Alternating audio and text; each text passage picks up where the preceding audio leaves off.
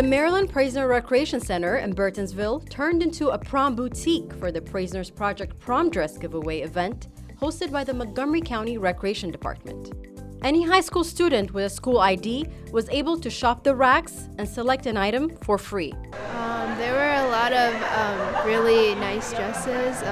It's a lot better than I expected. Well, we haven't tried them on yet, but I was looking for something like red and sparkly because our theme is masquerade. Zanaya Taylor, These are cute. had her aunt Tamika They're really nice. Really fancy. and her uncle King helped as Zanaya's fashion coordinator. This is a very exciting program. I love the decor here.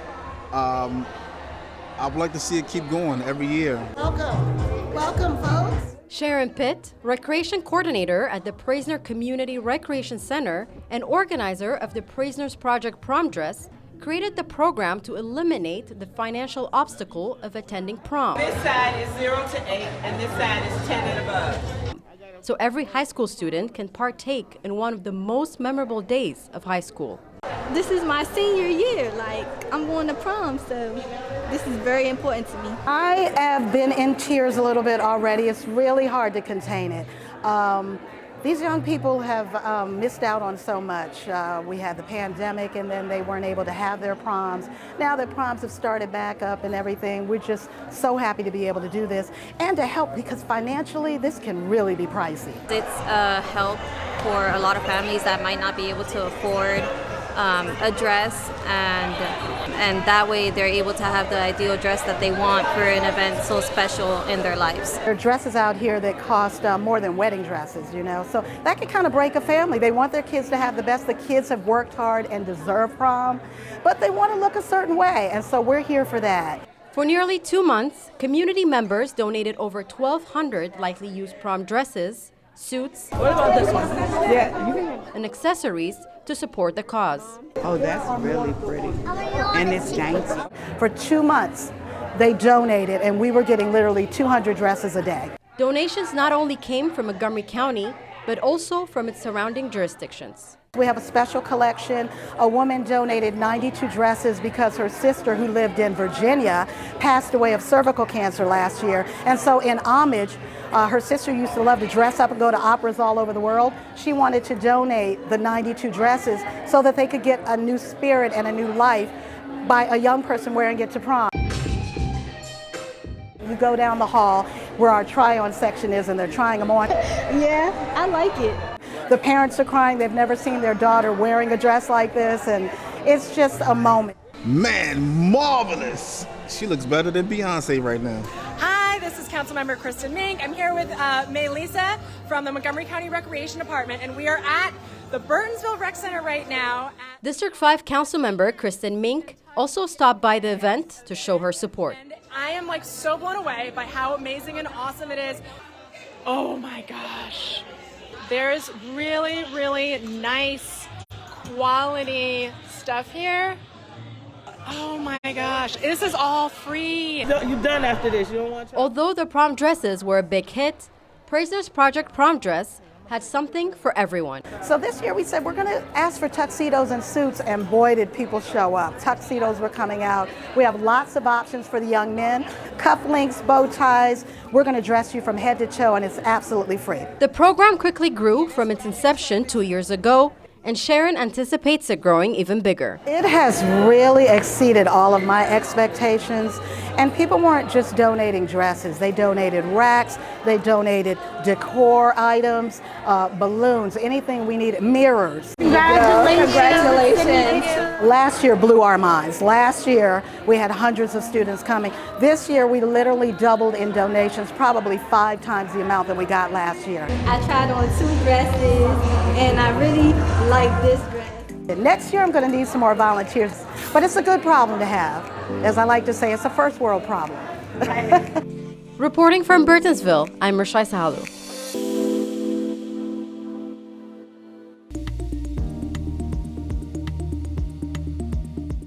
This sprawling white oak tree is the logo for this business in Olney, Lone Oak Farm Brewing Company. The historic heritage white oak. It's been here for roughly 250 to 300 years old is what we estimate. One of Lone Oak's owners, Chris Miller, always admired the tree's stature. The tree was just so steady. It had this strength and this resilience to it. I'd witnessed over the last 4 years massive storms come through, and I would always just watch this tree with such strength. I mean, hundreds of thousands of pounds of weight. White oak is some of the heaviest wood you can imagine, and it's spreading over hundreds of feet. The crown had a 150-foot spread, and it just stood the test of time. It would bend, but it would never break. But then 2 Sundays ago, this tree, which bended but never broke, finally broke. I was in bed, I live here on the farm, and my wife and I, we heard a loud bang. She hopped up and said, "I think that's the tree." And I kind of doubtingly said, "I don't think so," but sure enough, we went to the window, looked out here. The tree basically went over, and it succumbed to its injuries after the high winds.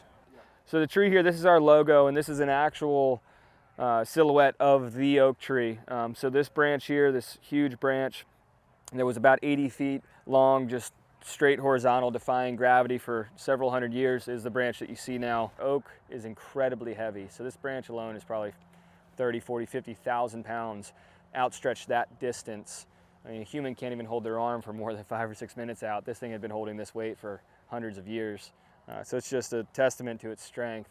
We had seen this coming for a few months. There had been signs that the tree was declining, that it was starting to have some structural cracks at the base. So we knew it was inevitable. Everything that's living eventually has its time. We had a chance to come out here that evening, kind of say our goodbyes, if you will. And the community said its goodbyes also. I don't know, it's just sad.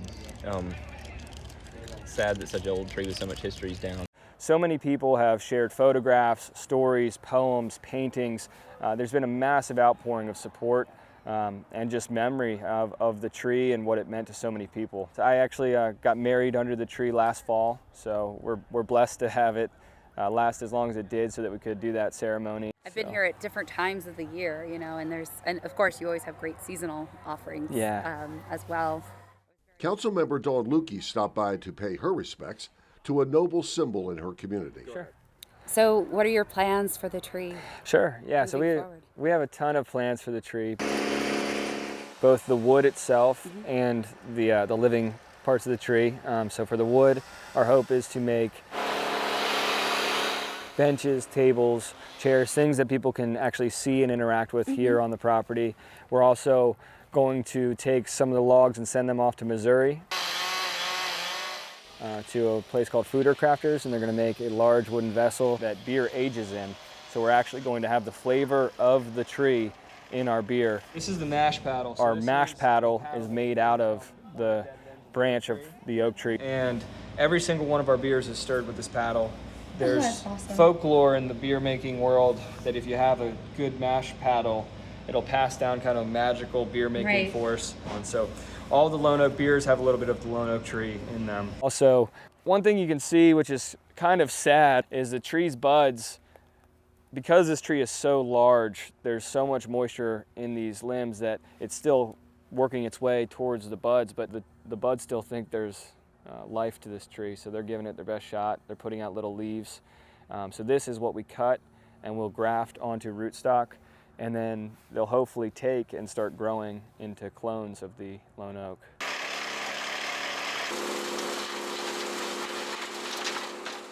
It's not going to be in this massive, quiet giant on the edge of our field, but it'll be in several different things throughout the property. The next step will be a cross-section or cross-cut of the tree and determine its exact age. It was a strong, resilient tree that Chris Miller says went out in grand fashion. It's kind of poetic because it didn't go down during a storm. It went down during a peaceful night. No one was around, nobody got hurt. So kind of, in my mind, it chose when it wanted to go on its own terms. In Olney, I'm Mike Springerth reporting.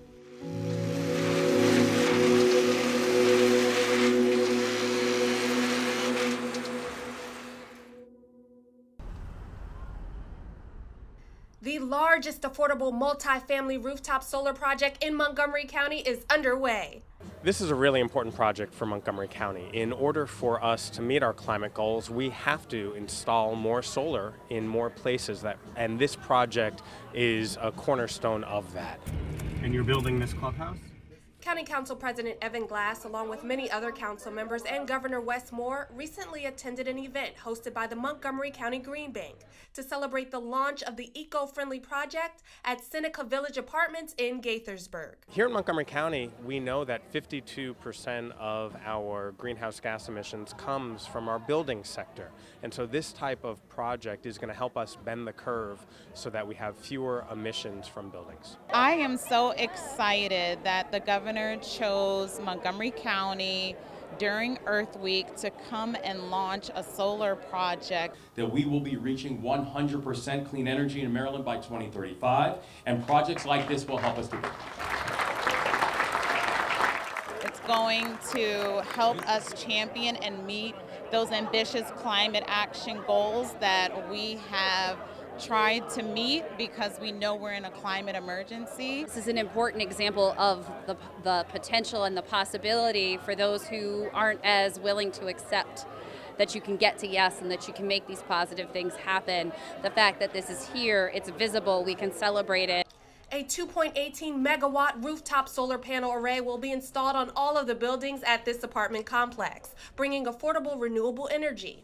Overall, this will help aid the county in its goal to significantly reduce the amount of greenhouse gases produced. They're going to have a healthier community, they're going to have a more sustainable community, and they're going to get a higher quality and more dignified place to live. We're going to be saving at least a whole month off in terms of the money that they're spending on energy per year, and that's a big deal. Bernadette Coffey, a resident of Seneca Village Apartments for the past 4 years, agrees. This solar will help us save money on our electricity bill. The $11.4 million effort has been funded in partnership by the Montgomery County Green Bank, Virginia Community Capital, and NYCEEC. To be able to install solar on hundreds of apartments and do it in conjunction with the Green Bank, which we have provided tens of millions of dollars for to create these public-private partnerships, is exactly the type of partnership we need to go green. This is an amazing project, and it just shows the amount of progress that we have made.